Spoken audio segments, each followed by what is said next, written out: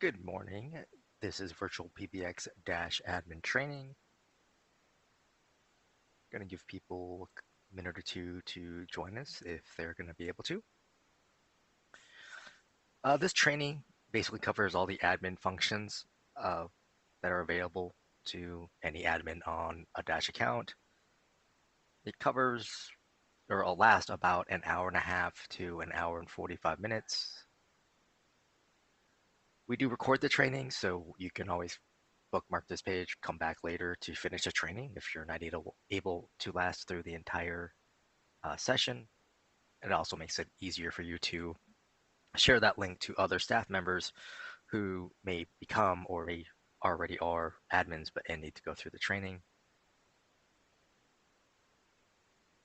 Feel free to make use of YouTube's chat feature to ask questions about a feature as I go over it. And I'll try to address those questions as they come up. In general, I don't cover anything related to pricing, just because that's not part of what this is about. You can go to our pricing page to view current pricing. If you're on a more established account, you actually want to talk to our account services so they can verify the current plan you're on and what pricing structure you are on. All right, let's go ahead and get started here. So on the page here, you see our Dash login page, which is at dash.virtualpbx.com. You can also get there from the virtualpbx.com website at any time. There's a little blue bar going across the page, and there's a login link there that you can click on to get to this page. For system admins, I do recommend bookmarking this page, so you can always get here if you need to. To get logged in, we need 3 pieces of information. The first is your email address. Right? That's the one thing we're always going to need. Then your password, and then finally your account name, which is typically your company name. Now, if you don't have your password or forgot, down here towards the bottom right, just above the sign-in bar, we have a forgot your info link. You can click on that, and it's going to flip the box around. We still need your email address, and then we need one of the 2 following pieces of information, and those are either the account name, right, so company name, or a phone number on the account, and that should be a customer-facing phone number, right, or one of your main numbers. You would then click on Reset Password. The system will then email you a password recovery link, and that link lets you log in with the express purpose of only changing your password. Once you're done with that, it logs you out. So then you come back here and enter your password. You have the option here to click on Remember Me for your browser, and then you click on Sign In. Now, I am using a test account that I log into on a regular basis. So when I log in here, I'm going to get sent right to my dashboard page. Right? Dashboard page is just a quick snapshot of your current system status. If it's your first time logging in, the system will actually not take you here first. It will take you to your personal account page. Now, you can always get to that page by clicking at your on your name at the top right. This page, mostly people come here for right here to change your password, right? Just because the system generated passwords are a little harsh, I guess, or can be difficult. So if you do make a change, just click on Save Changes. Now, since I'm an admin, I also have access to the account level settings. People will typically change their time zone, right? They may change their technical contact information. If you need to change the account name, you actually need to email our billing team because there's a couple other things they need to change so everything syncs up properly. Also, while you're here, the Dash Wizard pop-ups will start showing up, right? Basically telling you what things are. When you're done, click on the close box over here towards the top right, so it's below your name, and you'll be taken here to the dashboard. Again, for that first time logging in, the Dash pop-ups will be here on the dashboard page, basically telling you what key things are. Those pop-ups will also show up on the user's tab and the Groups tab. Those are the only ones that have those pop-ups.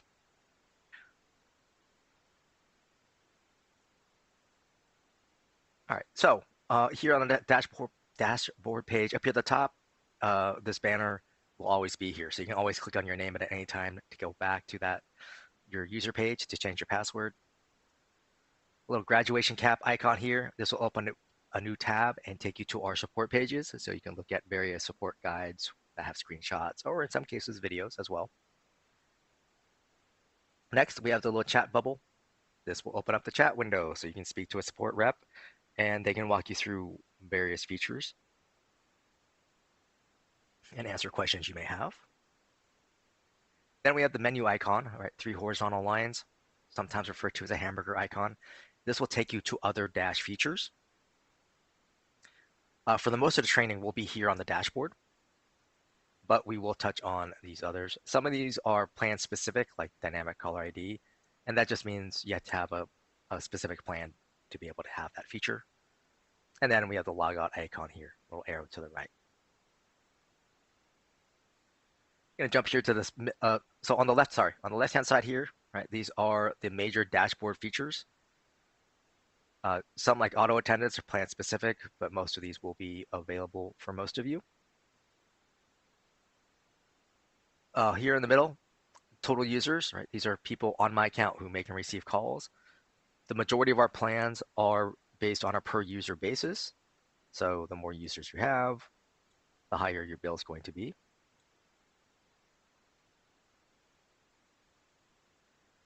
Down below that, I have total devices.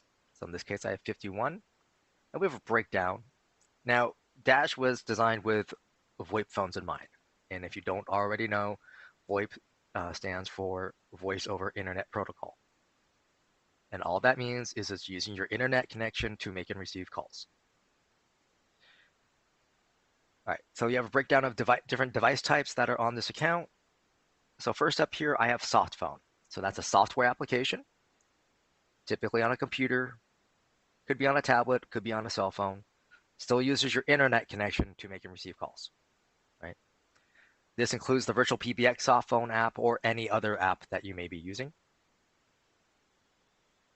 Next up, we have SIP phone. This is a piece of hardware, right? So a physical device usually connects via Ethernet to get to your network, then get out to the internet to make and receive calls. This is like a Yealink phone, Polycom, Cisco, etc.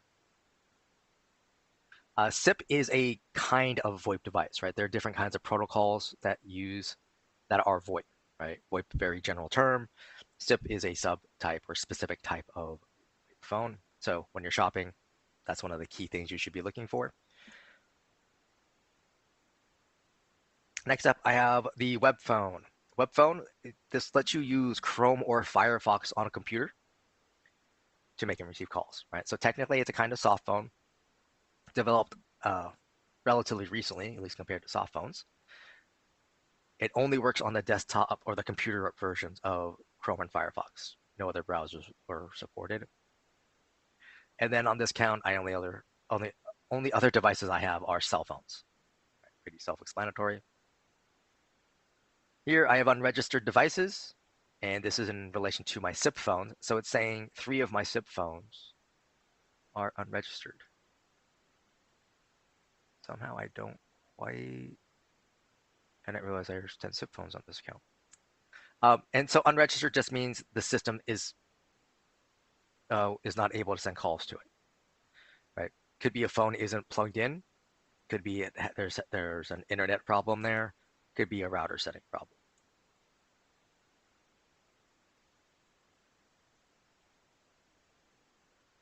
Total phone numbers, I have 43. So your account includes some amount of phone numbers as part of your monthly plan price.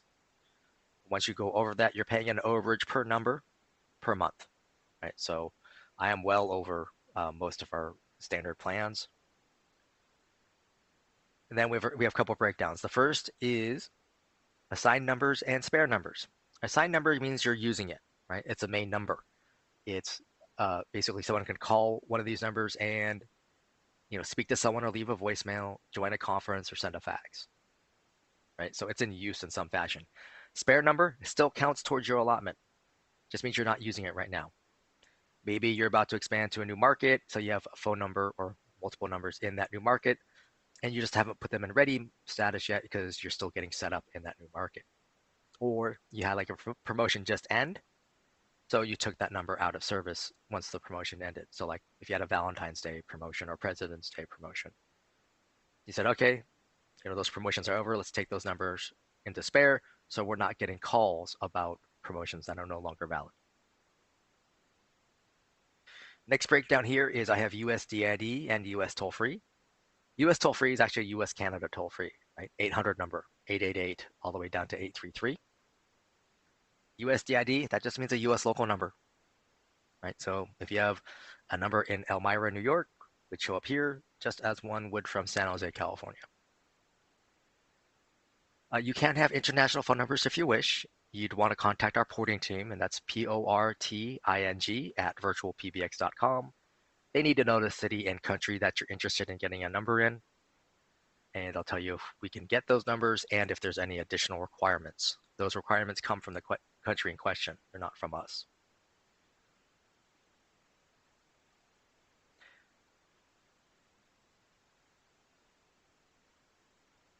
And there can be an acquisition cost for international numbers, although I don't know what those are. Conference bridges, basically this means I have enabled the conference feature on 6 of my users, which means 6 of my users can be moderators, right? Or people who host the conference. We go over here towards the top right, we have my main number block. And these 5 phone numbers, they all behave in the same fashion, right? So they're all going to the same spot in my system. They're all playing the same main greeting. Conference number, you can have multiple conference room numbers if you want, but they're all going to the same set of conference rooms. This is a number everyone dials to get to the conference, right? So whether they're your staff members, your clients, your vendors, they all call this number, and then they would enter the conference room number and then PIN number. Fax box number, you can only have the one main fax box number, and this is your inbound fax number. It also basically, once you have it, means you can set up your fax box to send out faxes if you want. The company directory, there's 2 download links here. The first one here is CSV, right? So it just downloads the next spreadsheet file, shows your staff members, their names, their devices, and their extension numbers. The soft phone link, this is for use with the VirtualPBX desktop soft phone application. So you download this file and then upload it to the VirtualPBX soft phone on your Windows or Mac PC. This lets you see the status of the other VirtualPBX soft phones on your account. Right? So if that's the only device that you're using, then it's a way to see everyone's status quickly. Right? If they're green, that means they're not on a call. Red typically means they're not available. If you have people using a mix of devices, then you would not see like the status of someone. If someone has a call on their cell phone, you wouldn't see that. Oops. VirtualPBX Store. This will open up a link and take you to store.virtualpbx.com. This is where you would order things like a VoIP phone or a router. And then, we have the account realm. Every account has its own account realm. It's used for a couple things. Typically, if you're using any kind of third-party application or device, this is one of the 3 pieces of information you would need to program or provision that device. It's also used to send a fax out. So on Dash, once you set your fax box up to send faxes out, you actually don't need to log into Dash. You just create an email like you normally do. In the to field, you put the plus sign, the number 1, the area code and phone number you're faxing to. You put the little at symbol, and then you put in your account realm. After that, you just need to attach a PDF or TIFF file and click send. The system doesn't look at the subject line. It doesn't look at the body of the email, right? It cares about the to field, the from field, and the attachment, and only one attachment per email. Up here, we have caller ID. When you click on that, it expands out, and this is for your company caller ID. This pull down up here at the top, this lets you choose any of your main numbers. Doesn't really show up properly with my streaming software, unfortunately. But you select one of your main numbers, and that becomes your default number for several different features within Dash. Most notably, For your VoIP phones, it becomes the default outbound caller ID, which you do need set up to successfully make an outbound call from a VoIP phone. Next up here, you have the company caller ID name. This is an optional feature.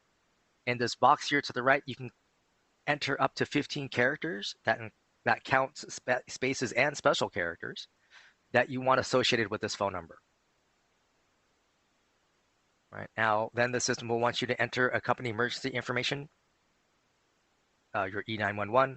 It wants a North American address, and then you click on Save Changes.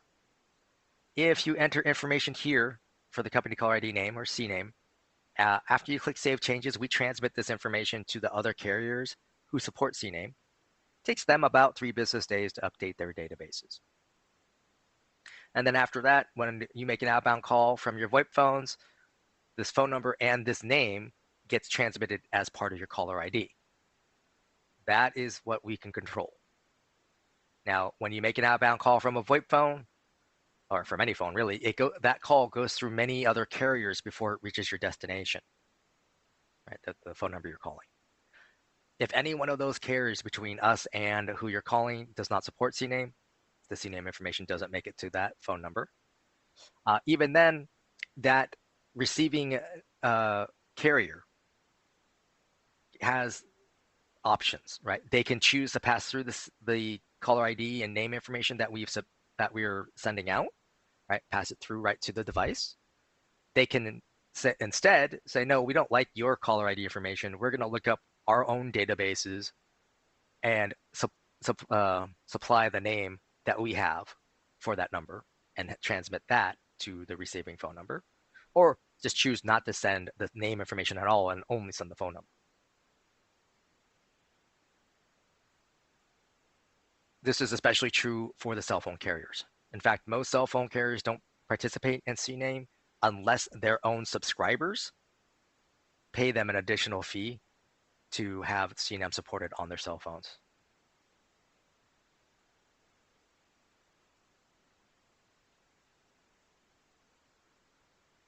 Next up, there's hold music. So on Dash, you can upload your own media files. The system will play back .wav and .mp3 files under 1 megabyte in size.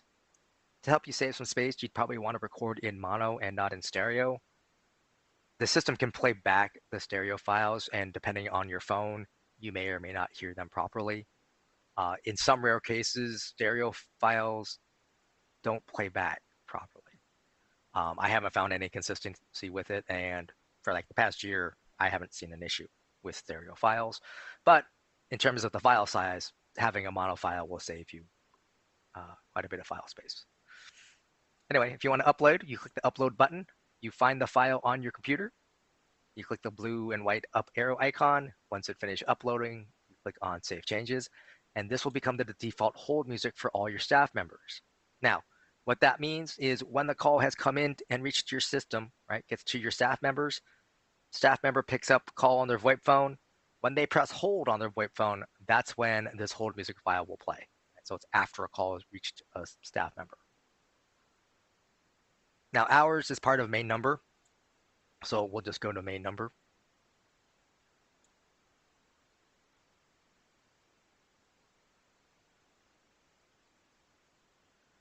So first up, you got your main company numbers. Oops.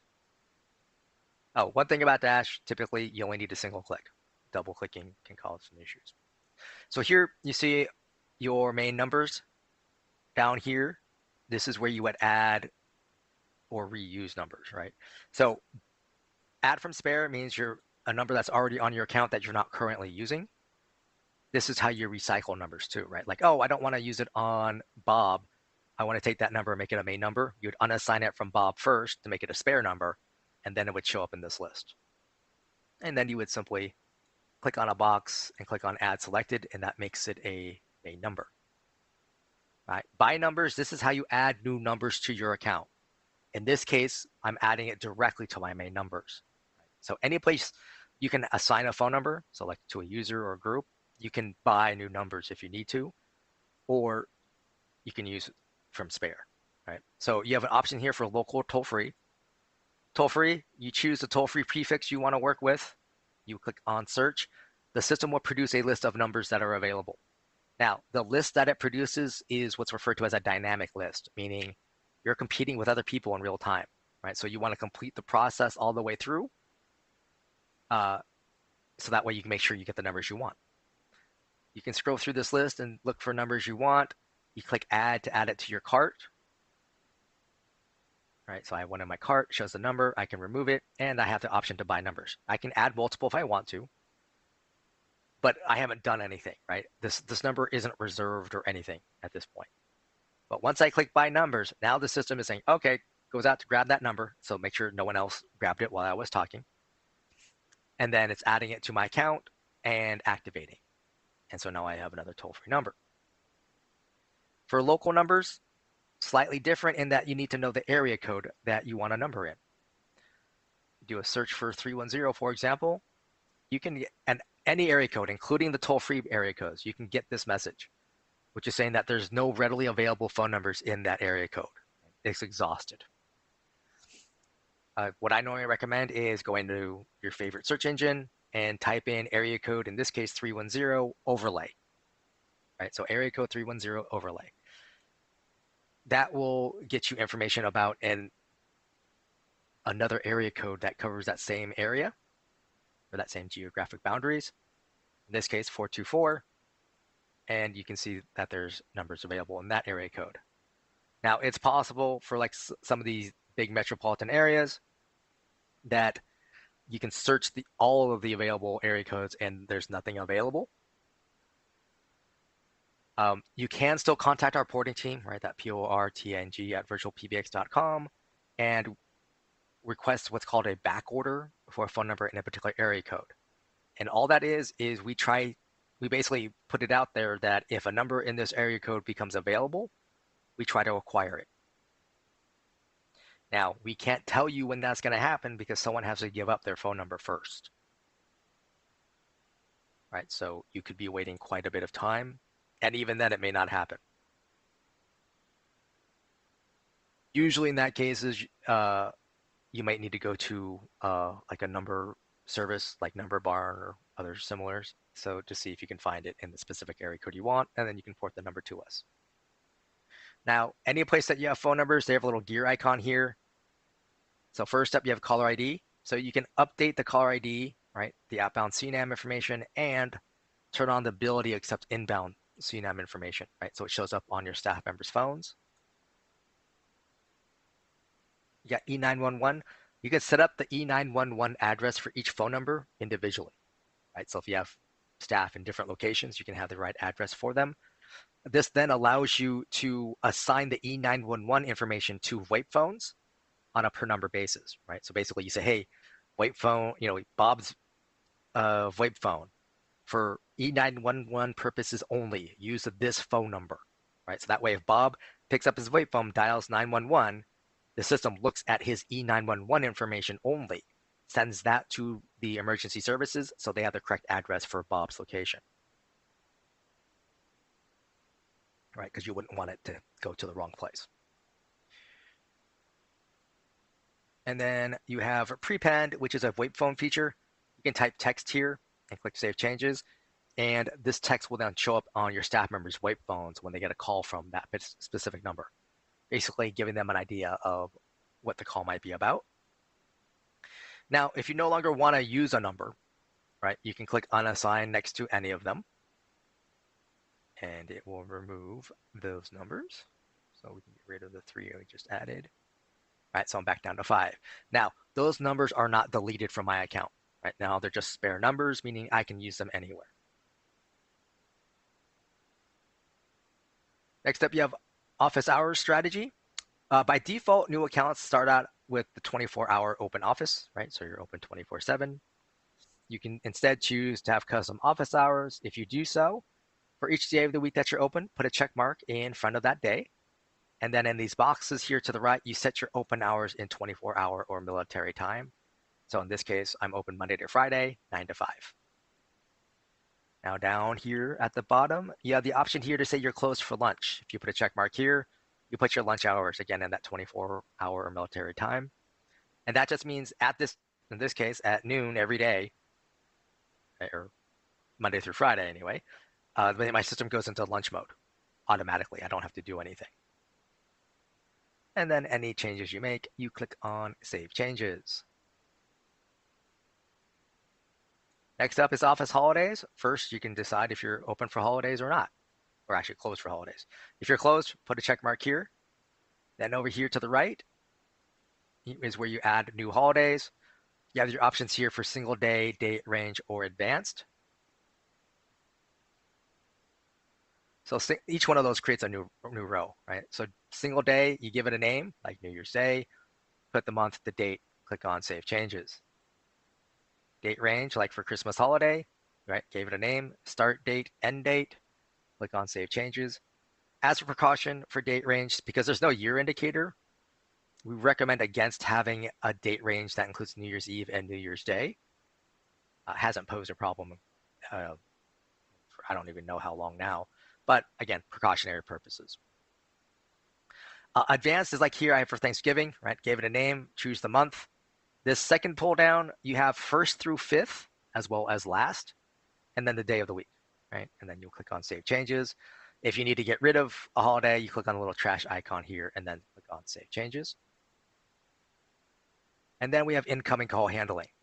Notice I have 3 tabs here, right? So first I have open hours, after hours, and holidays. If I had save changes to include lunch hours, I'd have a lunch hours tab here between the open hours and after hours. And so this incoming call handling, this is for the main numbers, right? So those 5 main numbers I left up here. So during my open hours, I have calls routing this way, right? Calls come to my virtual receptionist. My after hours, I instead have calls coming here, going to Madeline. And then if she doesn't answer, it goes to the virtual receptionist. And on my holidays, calls come in, I'm just going right to this particular voicemail box, right? To say, hey, we're not here, leave a message. All right. Now, the virtual receptionist here is a link. So it's going to open up a big box. So here on the left, you have your main menu, right? You would click Add Route to create new rows. This first pull down, you select 0 through 9, as well as the star key and the default action. The second pull down, you select places on your account. So, right, PBX, Smart PBX directory, right, the user directory, dial by name directory. You can have calls go to a specific user. You can go to call queues if you're making use of queues. Calls go to a group, which is typically departments.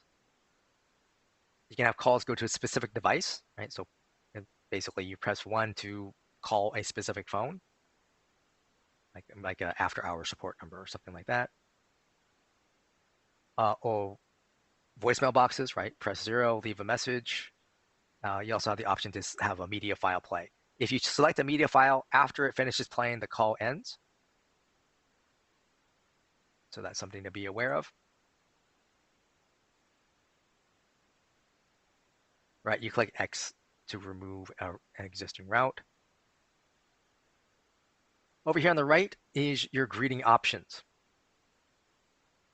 So your greeting is where you tell people, thank you for calling. Typically, you give your organization name, and then you give them directions, right? In terms of, pressing 1 to speak to sales, 2 to support, that sort of thing. What you say in the greeting, right, doesn't necessarily have to match what you called something on your system, right? This is just what the customer perceives it to be, right? So you can say, you'll press 1 for sales, and really you can say it's Bob, right? Bob, your salesperson, that sort of thing. All right, text-to-speech. This is where you type in a greeting, and then a computerized or robotic voice reads it back off to your customer or your inbound caller. The text-to-speech greeting, you can type up to 250 characters. It does not count spaces, but this, again, characters, not words. The system creates the file name for you, right? So this is our main open hours menu. So when I type this and click update, save, and save changes, the system calls it my main open hours menu TTS. Now, let's say I didn't like this greeting, or let's say I made a mistake. Well, I can just type in, right? I can just retype.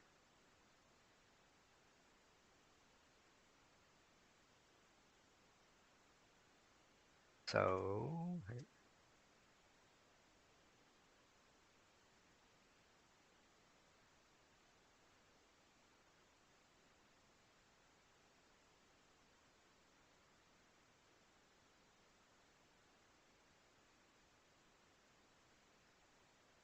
extra A.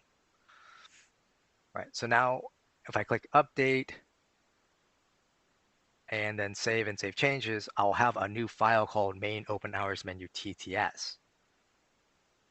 It didn't overwrite the original one. I just have two of them now.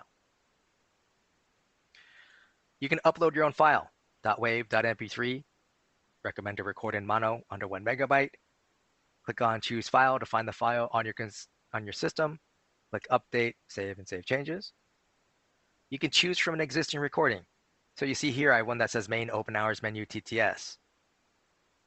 Oh, this pull down isn't working here on this one, but this will show you all your media files on the account, whether they're your hold music files, main greetings, or voicemail greetings. So when you're naming files, you want to make it something that you can recognize so you can differentiate between them quickly. You can record your main greeting over the phone. Now, by default, the system wants you to use a VoIP phone on the account. That's what it means by saying pick up a phone registered on the account. If, for instance, you want to use your own voice, right, and you don't have your VoIP phones yet, you want to use your cell phone or landline, you can do that still. Just under settings, where it says allow outside recording, turn this on. Now, any phone number, right, can call into your system to your main number, and if they have this PIN number, they can then record the main greeting. So if you just signed up with us, for instance, you call your main number right now, you're going to hear a message that the recording for this menu has not been recorded yet, or the greeting for this menu has not been recorded yet. It will then prompt you for the PIN number, right? In this case, this one, because it's our open hours. Now, this PIN number only works during my open hours, right? Because this is my open hours menu, right? So if I call after 5 p.m. and I try to enter this PIN number, the system treats it like an invalid entry. Now, if I already have a greeting in place, right? So I have this one I just typed in. Let's say that's still, is off-putting to my customers. I can still call into my system, right? I'll hear the existing greeting play, but then I can still enter the PIN number. Right? The system won't prompt me for it, but I can enter it as I hear the greeting play. The system will then switch over into recording mode and walk me through recording a greeting over the phone. When I do that, or anytime you record over the phone, right, the system doesn't give you a chance to give that file a name.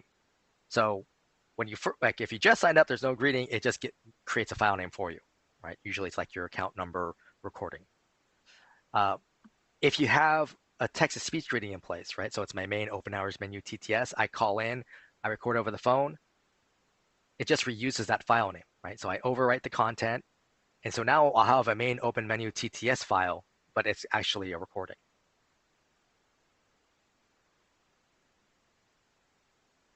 So this will bring me back here to text-to-speech. If you make use of text-to-speech greetings after you click update, save, and save changes, you want to go to your greetings tab, which we'll get to shortly, and rename the file so that way you can see what it is and change it as necessary. Right? In terms of recording over the phone, the main reason you want to be wary of doing so after you have a recording in place is that means you'll lose your original recording. Right? So if you have a normal recording used for most of the year and then a holiday is coming up, oh, I need to change it, and you record over the phone, you're going to end up losing that original recording unless you have it on your system some ways where you can re-upload it later. All right, professional recording services. When you click order, this will open up a new tab and take you to Snap Recordings. All right, so a professional recording service. They have like 100 voice actors and actresses to choose from. They bill you directly via credit card and send you the file via email. And then you would just come back here and upload your own file. All right, settings. First one here, number of retries on missed dial. This is how many times your inbound caller can make a mistake. Right? They automatically get one try. Right? That's built into the system. So what you're determining here is how many times they can get additional attempts. Now the system I think defaults you to 5 or something like that. I usually say, like anywhere from 1 to 3 is plenty. The dialing timeout, this is how much time the system listens for an additional button press, right? So inbound caller calls in, they press 5. In this case, the system's going to wait 10 seconds before it assumes that that person is done. It says, oh, you mean extension 5 or menu option 5? Those don't exist, right? At that point, after 10 seconds, then it would give them their retry. Plays the main greeting again. They press 7, waits 10 seconds, says, oh, that doesn't exist. Then on the third retry, right, system still plays the message because the person presses 9, waits 10 seconds. On that third attempt, the system does one of two things. If there's a default action in place, it will send the caller to the default action and basically play a message saying, we did not recognize your entries, transferring your call. In this case, going to my smart directory. If I remove this, boop, then on that last attempt, right, it says, we did not recognize your entries, goodbye. So there's the message that plays. Allow outside recording, we covered. Allow dialing extensions. By default, this is on. And all this means is when the caller comes to the virtual receptionist, if they enter a valid extension number, the system will transfer the call. Right? It's a valid option. If I turn this off, that means my inbound callers can only press menu option 1. Anything else they enter, invalid entry. And then lastly, we have to suppress the playing of invalid entry. So if I don't want that message to play saying we did not recognize your entries, right? I don't want that message to play. I just click this to turn it on. So any changes, you make sure your main menu, your greetings, your settings, make sure you click save here, right? The big box goes away. It takes you back to incoming call handling. Click save changes here, right? You're clicking save twice. Right. Second option here, this is referred to as the live operator answer or option, right? In this case, I'm giving you Madeline a chance to answer the call first, and then it goes to my virtual receptionist. This pull down, right? You can select any user, any of your ring groups or your call queues. Those are what primarily people use. You can also use device, right? You want a specific phone to ring. After 20 seconds, the system automatically sends it to the virtual receptionist that you have here. Now it's telling me my main greeting isn't in place, but you see here I have menu options here.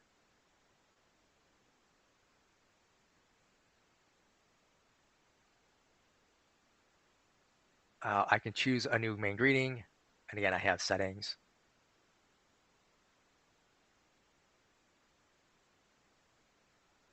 Holidays. So this option here, again, you have the same kind of options where you can send on this first pull down, you can send callers to a user, a group, a queue, a specific device. You can even have a media file play if you wanted.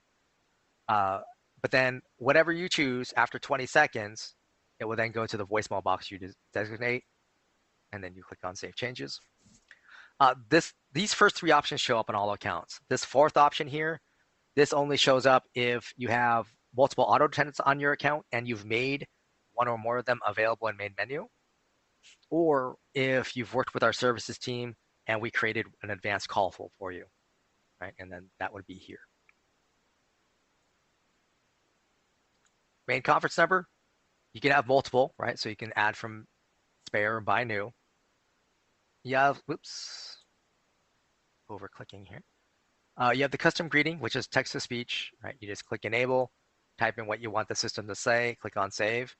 Even if I leave this disabled, when I call my conference room number, the system does answer the call and say, welcome to the conference, and then prompts you to enter the conference room number and PIN number. Main fax box, you can only have the one main fax box number, right? So that's why I don't have an option to add from spare or buy new. But once you have a fax box number added, you can edit the fax box. First section here, inbound notification email. This is designed to put an email address in this box here to the right. And this email address gets an email every time a fax comes through, right? In the body of the email, there'll be like the date, the time, the phone numbers involved, etc., and then a PDF attachment. Now, if someone calls your fax box number from, say, their cell phone, right? They hear fax tones, they hang up. that still generates an email from the system. It just says there was a failed inbound fax attempt.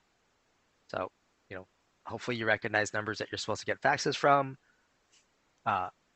or even sometimes in that notification email, it says, it has caller ID and sometimes says wireless number. You can say, oh, someone just misdialed the number. Not a big deal. The email permissions here, this is designed to put your company's email domain, right? So in this case, at VirtualPBX, you click Save Changes. This means anyone at VirtualPBX can send a fax out on this account without having to be a user on the account. Right? They just need a virtualpbx.com email address. They create an email, +1 area code and phone number, @symbol. They get the account realm for this account and put that at the end, attach a PDF or TIFF, and click Send.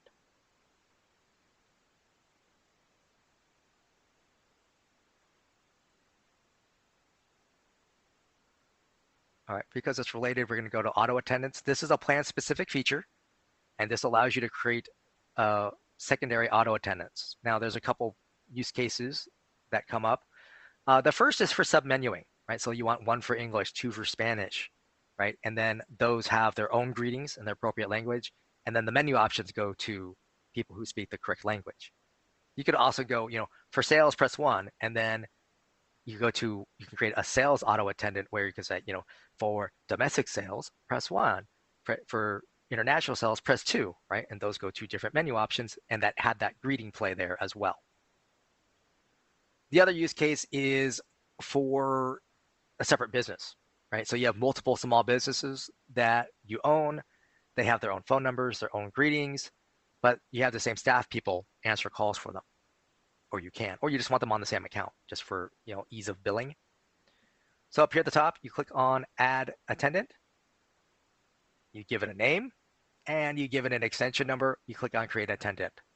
The extension number not going to be used by your customers, but can be used by your staff to transfer calls to the appropriate either business or attendant, right? Like, oh, you need to speak to our sales team. Let me send you to the sales auto attendant to give you the correct options. Once an attendant is created, you can click on its name. And by default, it starts off as unavailable in main menu. And that just means it's a standalone attendant. Right? It's not designed to be part of your main system. You can click on this and it flips it to say available in main menu. So then it would be a submenu option. Right? You can delete an attendant if you make any changes. Click on Save Changes. Here in the phone numbers box, you can add phone numbers to an attendant. Right? You can buy new or add from spare. Obviously have multiple. And you got the little gear icon. The extension box, you can have multiple extension numbers on an auto attendant. And then you have a little wrench icon here under settings. And you see here I have open hours, after hours, and holidays. So these times match what you set up under your main number, right? So this pooch walk business, right, dog walking, has to have the same hours of operation as my main system.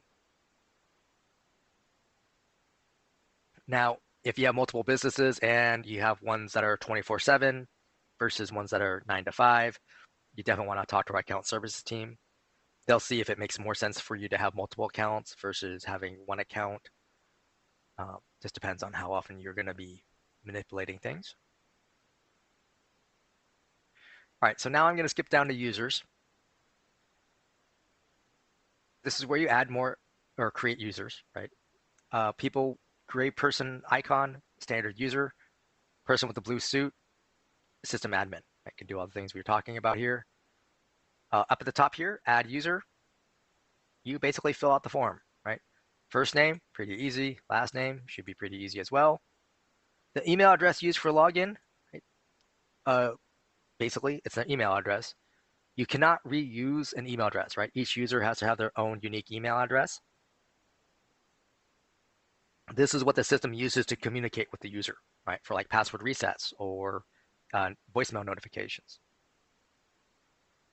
Password, you enter or create a password for the user.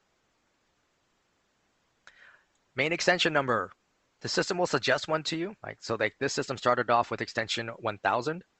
So it's saying, hey, the next available is 1018, but you can enter in whatever you want. If you've just signed up with us and you're signing in for the first time, when you go to your users page, you want to assign yourself an extension number. This will allow you to like enable your voicemail box, for example, among some other things. Then we have here, create the voicemail box for the user. This voicemail box is intrinsically tied to the user. So if you create a user and then leave this checked and then add a VoIP phone to that user. Once that VoIP phone is registered, they can pick up that phone, dial *98. It will log them directly into the voicemail box that was just created. The system will then walk them through creating a voicemail box PIN number, as well as creating their voicemail box greeting. Here's the option to include a user in the user directory. You can change that at any time. This is an option to send emails to an alternate address. So if you put a check mark here, you have a box to enter in an email address. This email address should be different than the one you used for login. Right. The purpose of this is if you want those notifications to go to a different email address than the one you created for login. So let's say you haven't created the email address yet on your email server for a new staff member, but you want them to get the credentials right off the bat. So then you would say, put in a dummy email address here and then put in like their personal email address under the send to an alternate. And that way, when you go down here, right, send credentials to the user, when you click on create user, in that case, it would send the credentials to the alternate address. If I leave this unchecked, when I click on create user, it would send the credentials to the address that is under email address used for login.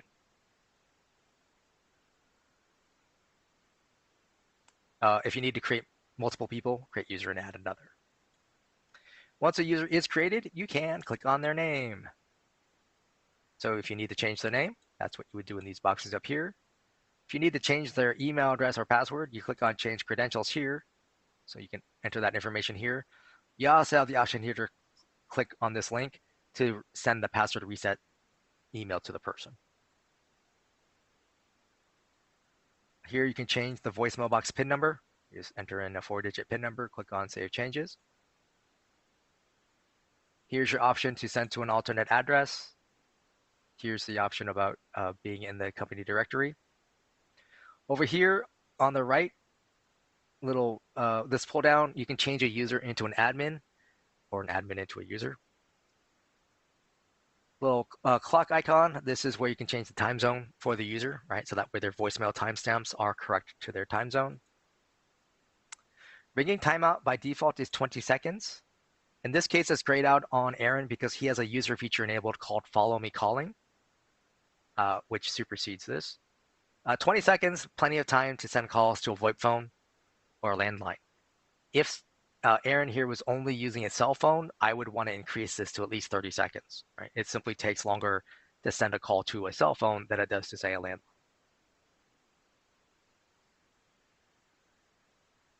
Extension number. Users can have multiple extension numbers. Again, if you just signed up with us, you want to come to this page, click on your extension box, and give yourself an extension number. Users can have their own phone numbers, right? So you can add from spare or buy new. They can have multiple phone numbers if you want them to. Keep in mind that this phone numbers on a user or group or basically anywhere that's not the main numbers or the auto attendant phone numbers, they don't have hours of operation. So that means they're open 24/7. Here you have devices where you can add devices to a user.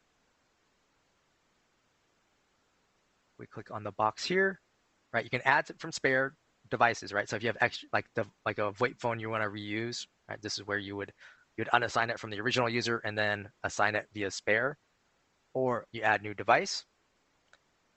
SIP phone, physical VoIP device. You have these manufacturers to choose from, right? Some of them have a lot of models.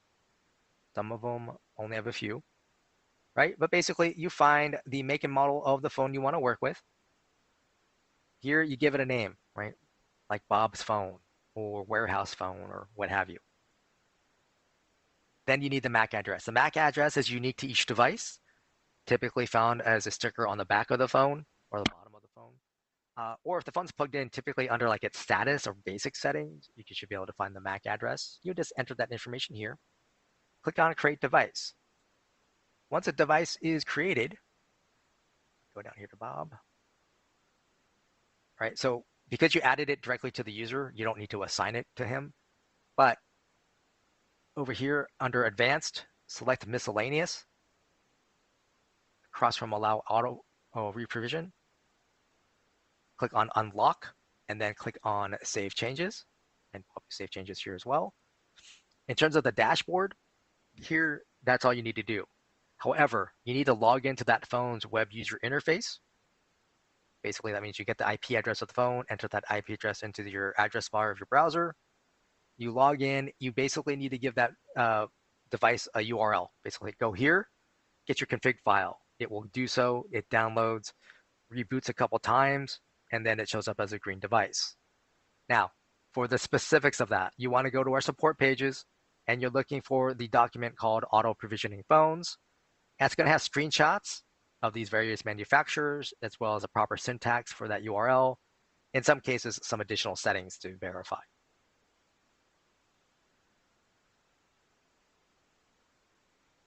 Next up, cell phone, landline. Pretty straightforward, right? You give it a device name, and then here in the number, you put the +, number 1, area code and phone number. You click on create device. We'll go up to Aaron real quick here. So here, this demo device, you see here, gave it a name, number, right? So +1 area code and phone number. So no spaces, no dashes, no parentheses, just +1 area code and number. And then under advanced options, this is the default setup for a cell phone or a landline added to the account. So call comes in this case, it's going to ring to Aaron, goes to his cell phone, right? When he picks up the call, by default, he's going to hear a message from the system saying, this is a forwarded call, please press 1. When he presses 1, he's telling the system, yes, he's there, and yes, he wants to take the call. Right, so then the call gets connected, he's able to speak to the person. Now, let's say, for instance, that this phone number is instead actually going to an automated answering service that I contracted to handle my after-hours calls, right? And they said, here, send calls to this phone number, and then we'll handle those calls. Well, by this default setup, that means when I send calls to the automated answering service, Dash wants that automated answering service to press 1 to accept the call. Now, the automated answering service doesn't know that, right? Usually, most of them can't respond to that kind of additional input. So what you would want to do is put a check mark here in front of allow use of cell phone's voicemail. So now when we send the call to this phone number, there's no message about this is a forwarded call, and there's no requirement to press 1. Instead, when the answering service picks up, right, we hear that pickup tone, we connect the call. Call goes through, answering service handles it. Now, you could do this on your own. If this was actually Aaron's cell phone, we could set it up this way as well. And the potential downside is if his cell phone voicemail picks up, right, that's still a pickup tone. So that inbound caller ends up on Aaron's personal cell phone, right, that voicemail box versus the Dash system voicemail box. Some people want that, some people don't. The other thing that can come up is the keep original caller ID. So by default, when the call comes into Aaron, he's going to see like customer Mary's phone number show up on his cell phone. He's had too many robo-dialers. Maybe he's already getting political calls, what have you. He's like, I don't want to deal with it. And then, maybe he doesn't reconnect with customer Mary. If you uncheck this, instead of seeing customer Mary's phone number, you would see the main number show up on the cell phone, right? And by that, I mean, go back to the dashboard. This 408 phone number would show up on Aaron's cell phone whenever he gets a call in. So that would hopefully, he would recognize his main number and go, oh, this is a work call, let me take it.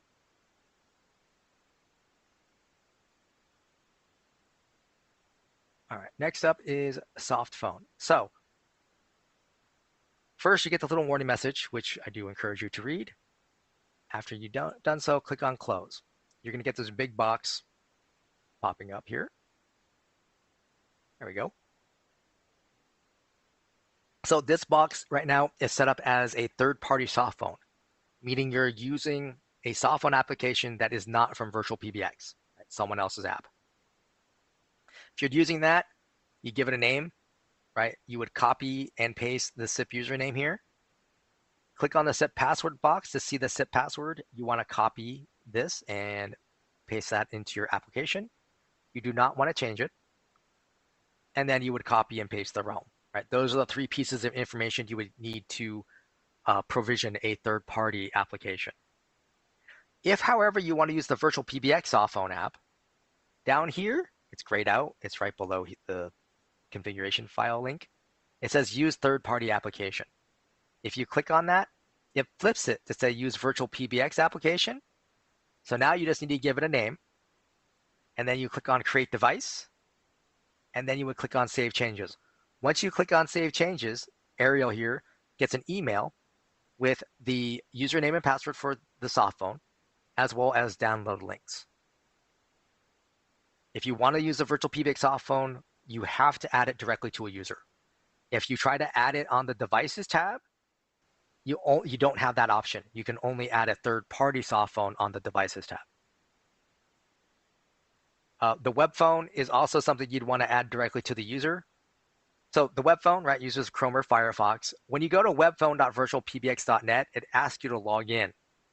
That login information matches your Dash user login, but you have to have it already added to your user first.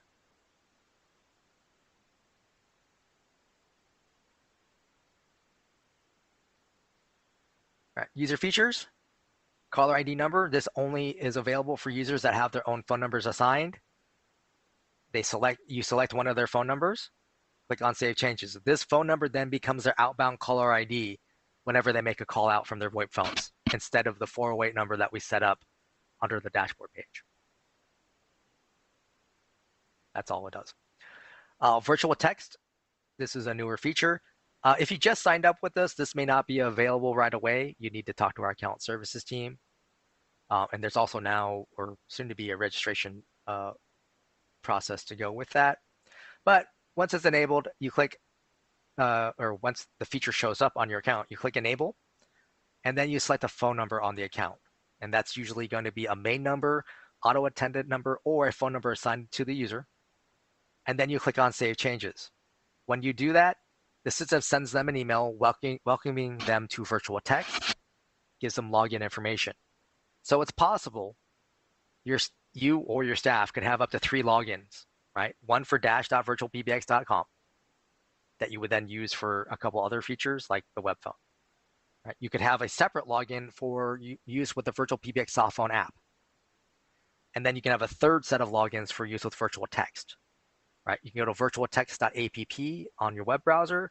You can also download the Virtual Text app on your iPhone or Android phone. This allows you to do texting with your numbers. The main feature or advantage of Virtual Text is that you can share numbers among your staff members. So like you have multiple people keeping track of text conversations on your main number, right? So that way your customers aren't left hanging. Voicemail box. So to be able to enable this, you have to have an extension number, right? But once you have that, you click enable. This is fairly standard. Transcription, I think, is still a plan-specific feature. I should look that up one of these days. But all that does is the system listens to the voicemail message and then types it out in the email notification to the best of its ability, right? So people are not speaking into their mics, or they don't have a noise-canceling microphone, so they get a lot of background noise. It's going to impact the quality of that transcription. By default, the system will attach voicemail messages to the email notification. Right? It's just an MP3 file that you can click on and listen to the voicemail message. The voicemail boxes can hold up to 100 messages. After that, they are full and cannot accept any more.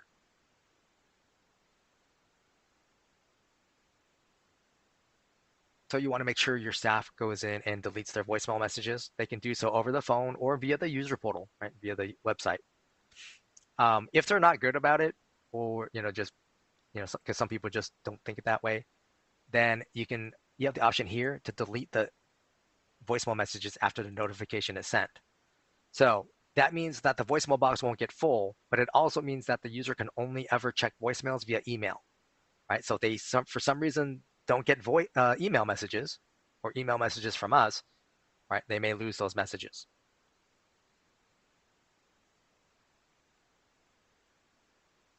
All right, follow me. This is for users with multiple devices.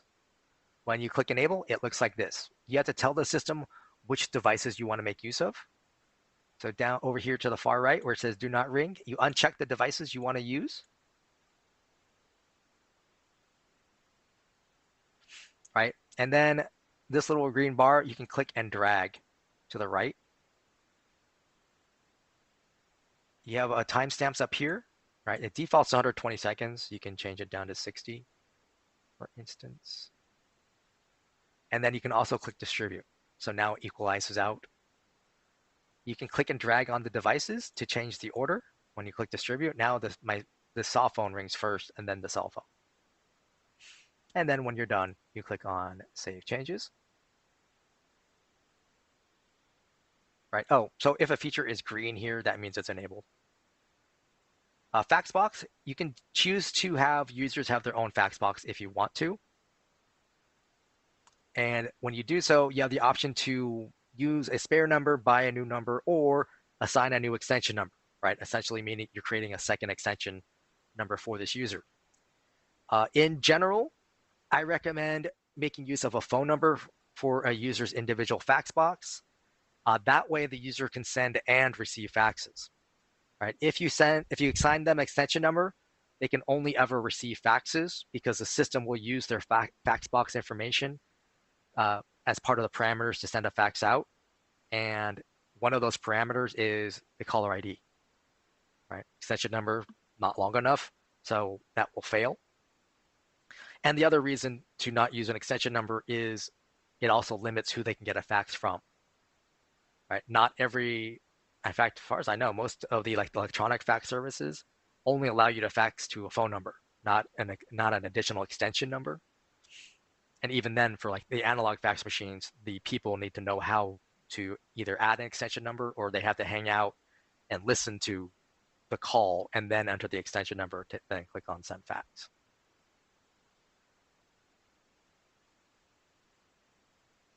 Conference Bridge. When you enable the Conference Bridge feature up here at the top, the only other thing you would need to do is create a PIN number for the user and click on Save Changes. The user can change their PIN numbers themselves via the user portal. The enable video, that's only for your staff members, right? So like anyone outside of your organization would not be able to make use of video conferencing.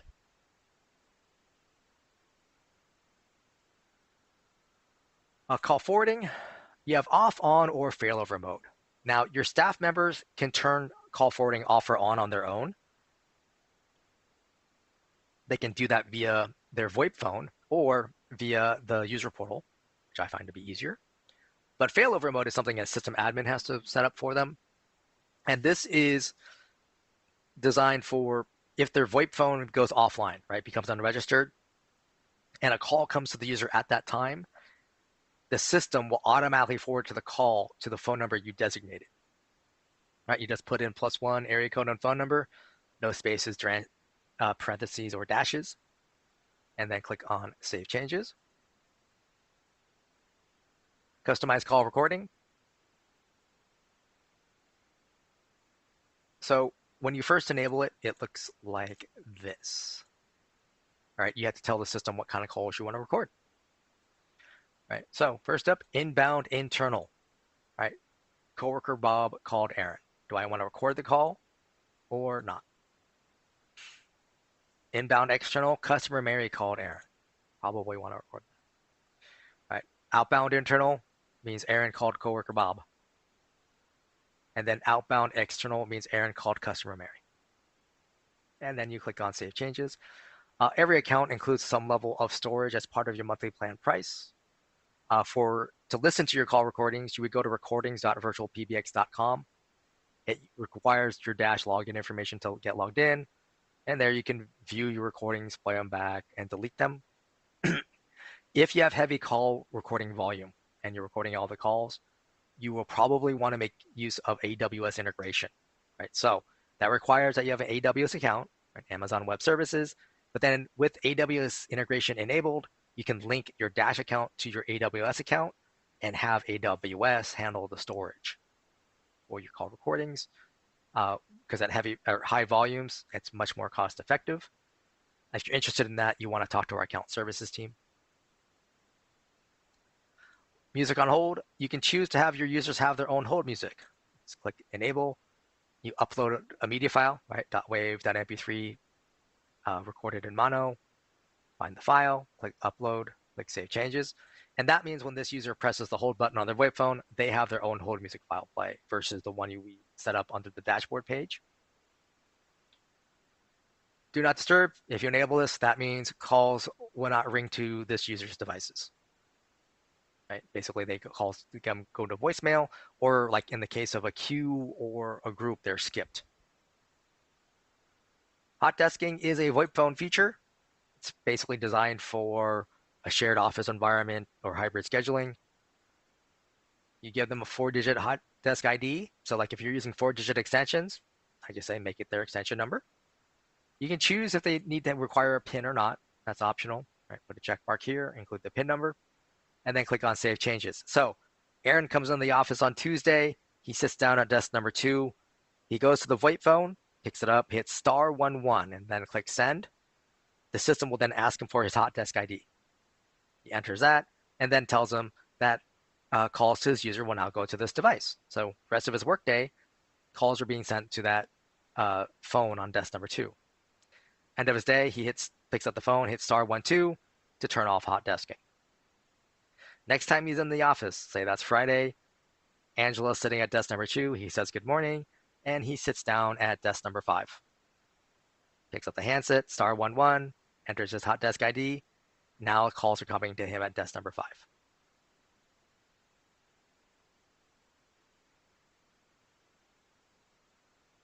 All right, next up is groups. So groups, short for ring groups or hunt groups, right? Departments.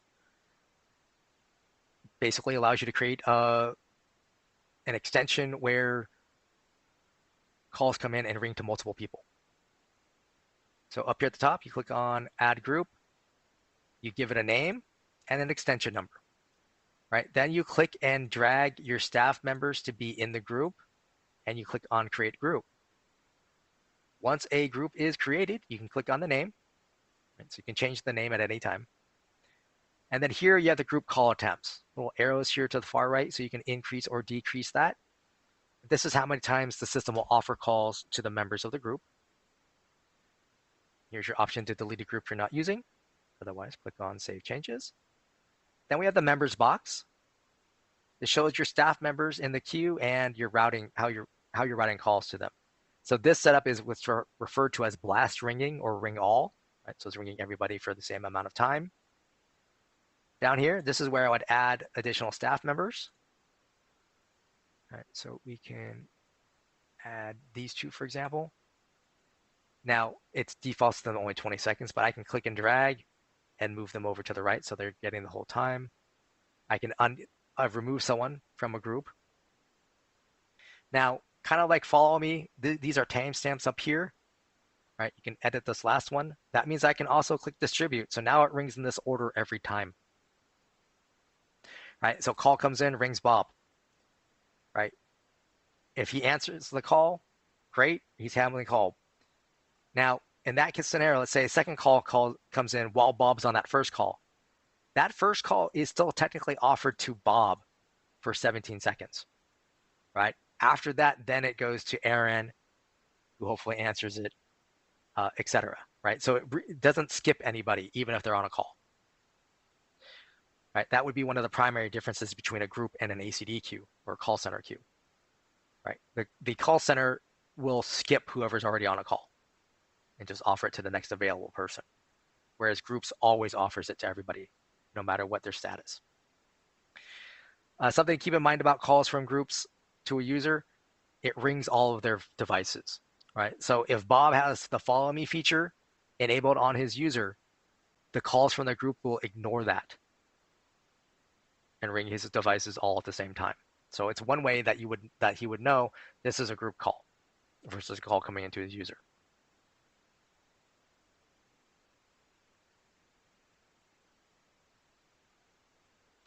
If you want to change the order, right? So if I don't want Bob to be at the front every time, I click and drag, and we can put Gene up here at the top. Now I haven't actually changed the order, right? because Bob's still at 0 seconds. But once I click distribute, now he's at the end and Aaron's at the beginning.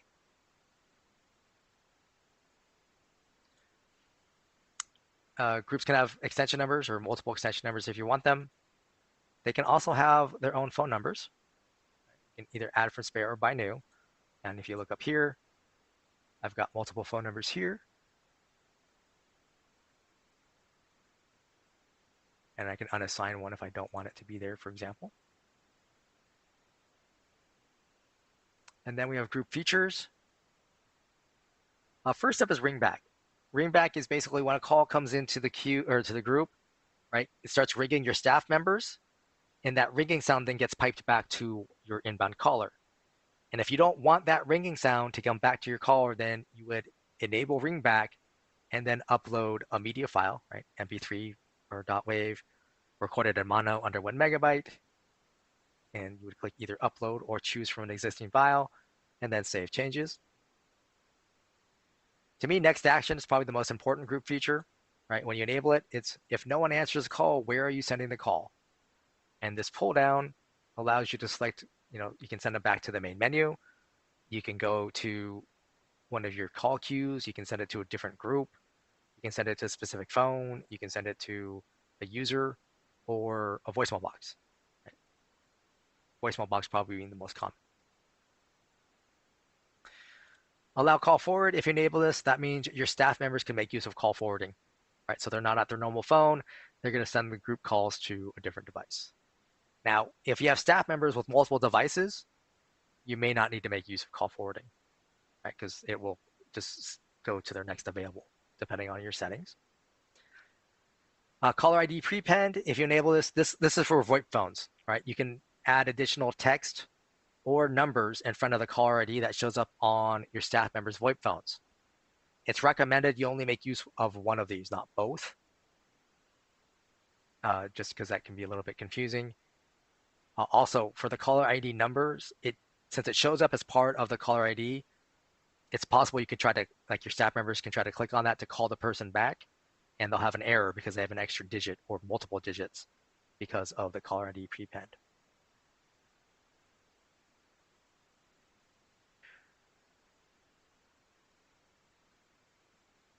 All right, so next up, devices. Shows all your devices on the account. Red means it's unregistered. Black means you've turned it off over here under the enable section, right? Green, right down here, that means it's registered, right? So we can send a call to that device. You have the same options in terms of adding a device. I just want to re-emphasize here that on the device page, the soft phone, you have no option to change it to say use VirtualPBX application, right? So you're only adding a third-party soft phone on the devices page.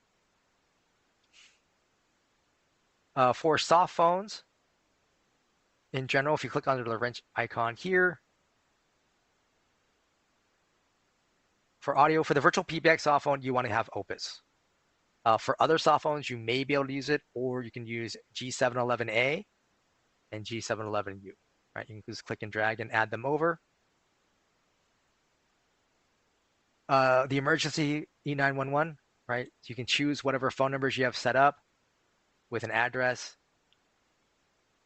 And if there was an address associated here, it would show up on here, but that would be for E911 purposes.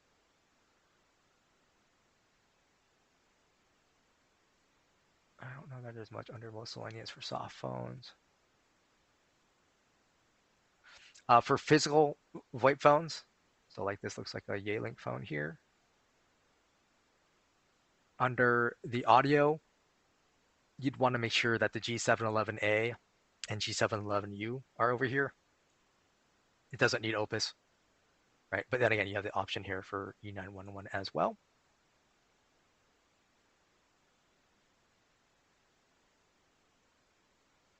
Greetings tab, this shows you all your media files, right? So main greetings, hold music files, voicemail greetings.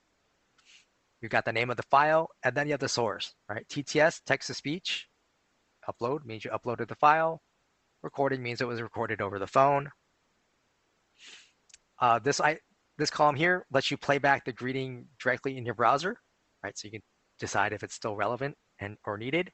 If for some reason that doesn't play back, you have a download option here, so you can download that file to your computer or device and use a media file player to listen to it. Little wrench icon here. This allows you to change the name of the file, right, to something you might recognize, or just delete the greeting outright if you don't need it any longer.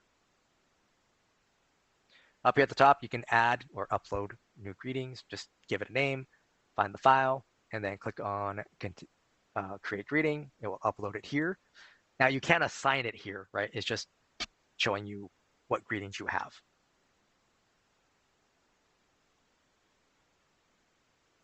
All right, numbers starts you off on your numbers in use. Just like on the greetings, right? It just shows you the numbers that you have. You can't unassign a greeting here or a number here, or assign or unassign or assign a number. You got the little gear icon here, so you can always adjust the caller ID, E911, or PPN for any given number. Right, you can search for them too. Spare numbers show the numbers that you're not using. Now, this account has several, and if you wanted to get rid of a number, then what you would do is click on the box in front of these numbers. So for instance, these numbers here. Now I have the option to delete, right? So I click on delete. It's asking me, I confirm the deletion. And now they're removed from my account, right? So I have less phone numbers, so I'm probably being charged less. All right, by numbers, local toll free. That would just add more spare numbers to the account. Port a number starts the porting process. Give it a name, choose local or toll free, and then the system wants you to upload a copy of your bill in a PDF format. It's going to ask you, basically, you just need to follow the on-screen instructions. The main thing is it's going to ask you for like the address information, the BTN, which is the billing telephone number. If you're only porting one number, your BTN is that phone number you're porting, right? If you're porting multiple, you might need to talk to your current carrier. Some carriers require a PIN number to port out. Usually that's the mobile carriers, but it's not just them. That's something you typically have to get from your current carrier. Anywhere from like 4 to 12 digits, depending on the carrier. Then you'll need to upload a completed and signed letter of agency, or LOA. Basically, it's going to have the address information that your current carrier has on file for you. It does need to be signed. Now, it can be a digital signature, or you can print it out, sign it manually, and then scan it back in. Either way, but it does need to be signed, right? Just printing your name twice will get rejected, or typing your name twice, and that just slows down when the port will complete. If everything is correct, toll-free numbers take roughly a week, right? 3 to 5 business days. Local numbers can range anywhere from a couple business days to like 2 to 3 weeks, depending on what's going on with the other carrier. If we do get a rejection, we verify that there wasn't a typo somewhere on our side, or in the case of like an address, we check to see if there's multiple addresses that we could have used, and then we check each one of those. If after all that we still are getting rejections, then we let you know, saying, hey, we're getting a rejection for these reasons, and then you need to contact the current carrier to get the correct information.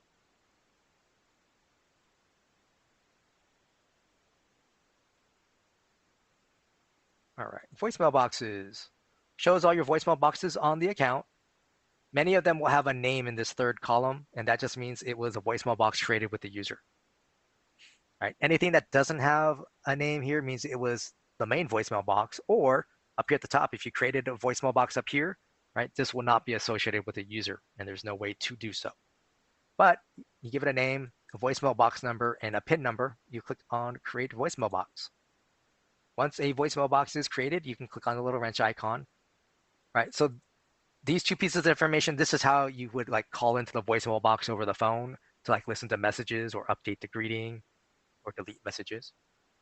Under Advanced Greeting Media, you can upload files directly to the voicemail box instead of recording over the phone. Right? You would just upload .wave, .mp3, recorded to mono under 1 megabyte. Right? Media file is your default message.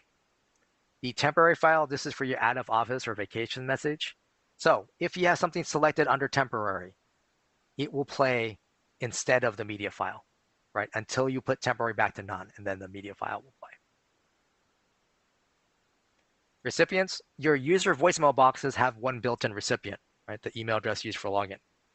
If you need to add recipients, we just click here and enter the email address. Once you're done, click on Save Changes. If you need to add multiple, you keep clicking Add to add more email addresses. This is more important for the voicemail boxes you create on this page, right, because they don't have a built-in recipient. And then options. So once a voicemail box has a greeting associated with it and a recipient, then you can click on the box in front of Already Set Up. Beyond that, you'd want to double check to make sure that you have the attachments going with the emails, and if you want to delete the messages after that notification is sent out. Call logs. This shows your call history on the account. All right, green arrow to the right means a call came into the system. Yellow arrow means a call is an outbound call. Right, should be from one of your staff members. So you can see here the device being used. And there is some sort of problem with the number they were calling. So let's go to this month.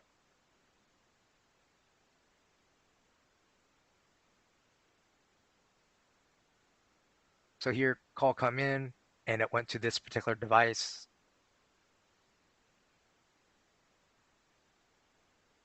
Who did not pick up. That's what the allocated timeout means. So then the inbound caller hung up.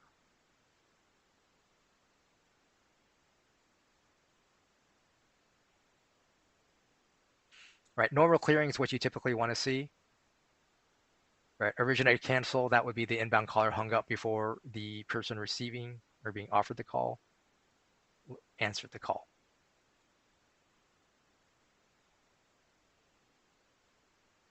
The outbound calls here, again, you typically want to see a device associated with it, so you know it was a call that was you wanted happening.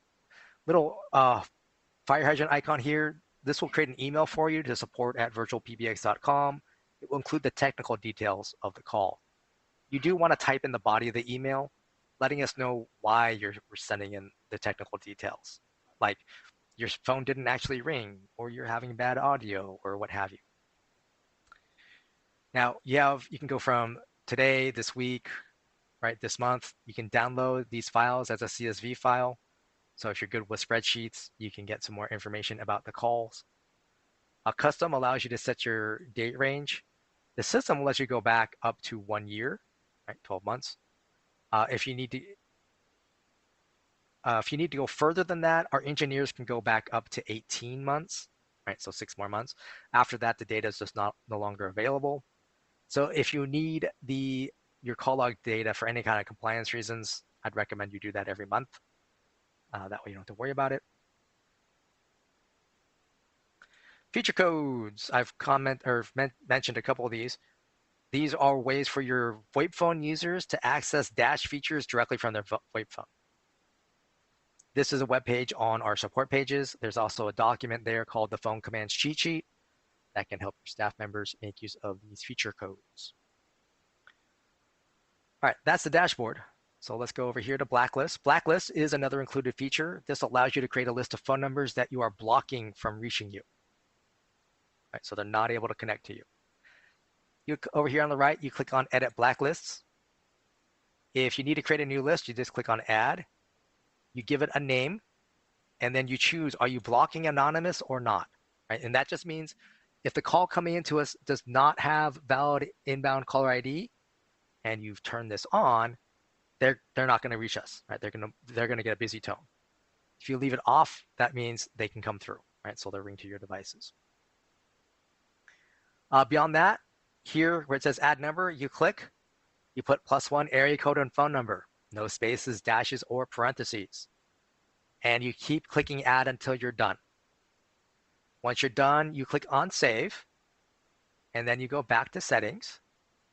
And then you want to make sure your active list over here on the right under Selected, right? So you would click and drag. Or, I can do that. So right now I'm saying these two lists are active, and then I click Update. Right, so now those two lists are in effect. Faxes, this goes to your fax box manager. You can get to any of your fax boxes here. So you can see your inbound faxes here. The outbound fax tab, again, you can select the fax box you want to work with. You can see the status of their faxes.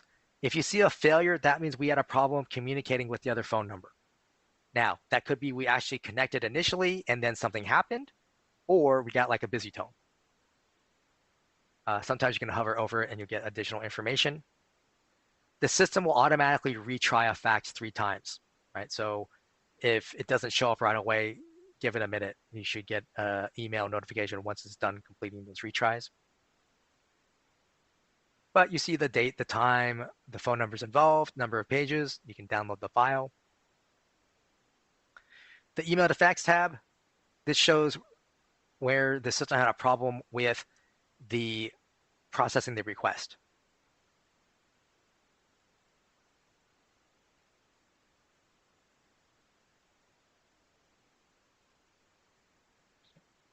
Right, so you see the email address involved, the phone number, and the format of the email address, the date, the time. You got the little eyeball icon here,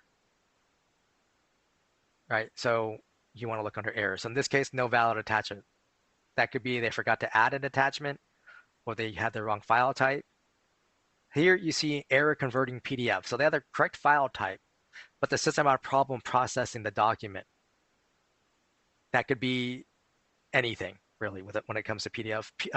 You can try resaving the document, or if your software allows it, like exporting as PDF or download as PDF versus save or save as. Basically, the PDF format isn't a super strict standard, so sometimes just resaving it can change it slightly and allow the fax to go through.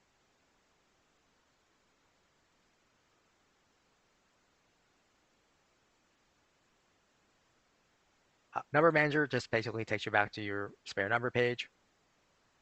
Reports, this is a plan-specific feature. This would open up a new tab and take you to reports.virtualpbx.com, which has its own login information. But this allows you to create your own reports about your call, about all your calls. If you go to our YouTube channel, under the videos, there should be one there for the advanced reporting demo, and this will give you a better idea of how to make use of the reports. And if you're interested in it, you'd want to talk to our account services team. Voicemails, this takes you to your voicemail manager, right? So as an admin, you can get to any voicemail box on the account and see what is going on, right? So you can see their messages, the date, the time, right? Where the call came from, what number it went to, how long it lasted. You can play it back, download it. If you click on the box here in front of it, you can move a voicemail message to a different voicemail box, as well as change its status, right, to get deleted or what have you.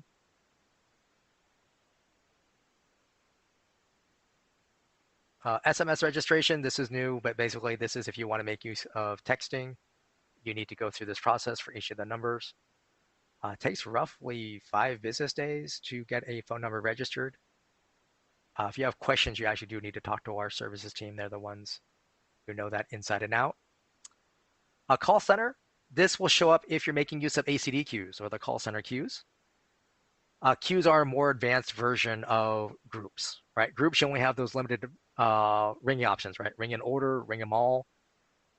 Whereas in the call center, you can set up the queues to like ring and use round robin routing strategy, which will equalize out over time, or most idle, right? Who's been waiting for the call the longest gets the next call, that sort of thing.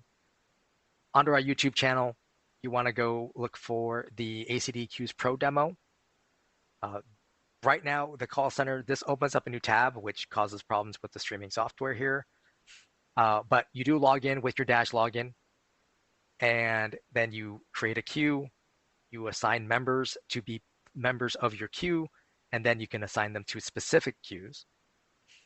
And then when they get logged in, when they click on the call center, for your staff members, they want to click on the phone icon and select the VoIP phone that or the phone they want to receive calls on from the queue.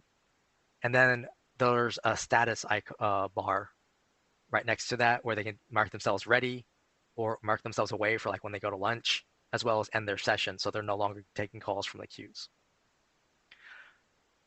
One of the other things about the call center is your admins or managers, they can eavesdrop in on a call, they can whisper to your staff member while they're on a call, or even barge in. Dynamic caller ID, plan-specific feature. This allows you to create rules to change the outbound caller ID for your VoIP phones. So if I click on this one here, right, I called it 408 area code. I chose this 408 number on the account. And I simply said, whenever my staff members dial a 408 area code phone number on their VoIP phones, to automatically change their outbound caller ID, right, to the phone number I selected on my account. Similar to that, under here, this is the LA area, and I chose a feature code. So now, if my staff members start dialing *550, right, then they enter the area code of phone number they're reaching out to, the system will change their caller ID to this 323 phone number.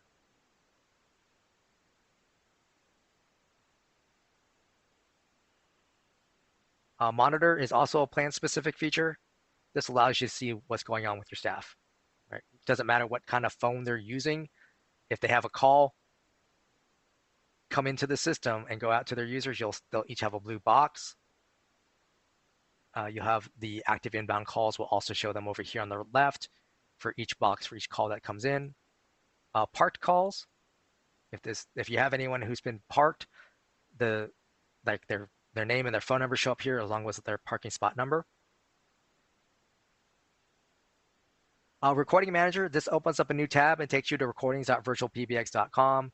Uses your dash login. That's where you would view your recordings if you're using the default recording settings.